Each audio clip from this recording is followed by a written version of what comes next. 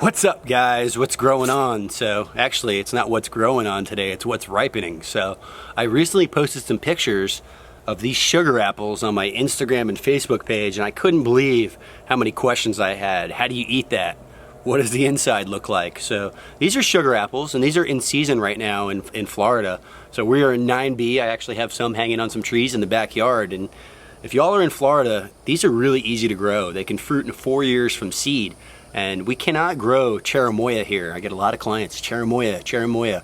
Those grow really well out in California. They don't grow really well in Florida with our high heat and humidity. So this plant also has probably one of the coolest botanical names I've ever heard. It's Annona squamosha, something like that. It's really cool. I love the way it's said. And I believe that a sugar apple is a cross between a cherimoya and an atamoya. So we do have atamoyas here on the farm. Some are self-pollinating, some are not. You do have to do a little collecting of pollen to get some of those varieties to fruit properly, but these don't need, any type of extra love. They're self-pollinating, so they grow really easily. I've had people tell me they look like artichokes, and you can see it has just a really beautiful skin on it. So just wanted to show you what the inside of this fruit looks like. You'll see here, just as I rip this open, and it's got a lot of seeds in it, but I will say it's just a really delicious fruit. So, typically how you would eat this, you would just suck that out of there and suck that flesh off the seeds. Now, something I want to point out, and hope it doesn't scare you away from growing it, these seeds are poisonous. You don't want to swallow the seeds from a sugar apple, so you can see that's what those seeds look like. And this is just an absolutely delicious fruit.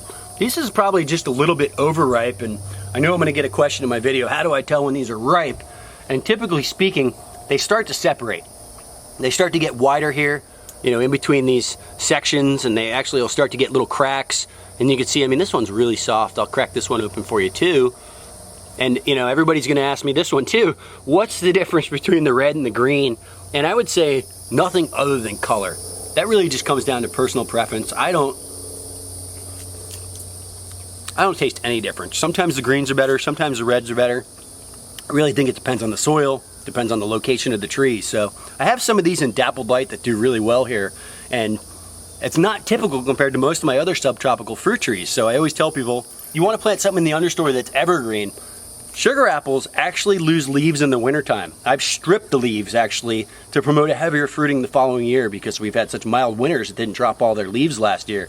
So this is one that's supposed to lose its leaves that I've been planting in the understory and had a little bit of success with. It goes against some of the other things I've said, like putting an apple or putting a fig or putting a mulberry in the understory. Those don't work whatsoever, at least in my personal experience. So sugar apples can handle the understory, they can handle the full sun, delicious. And I think the coolest part is, this thing can fruit in 4 years from a seed. I'm gonna have 200 seeds here from just these 4 fruits. So, very abundant, very easy to grow, a lot of fun. So this is another interesting one for the food forest.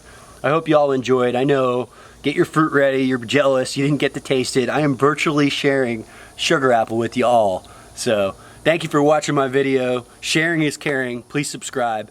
Pound it.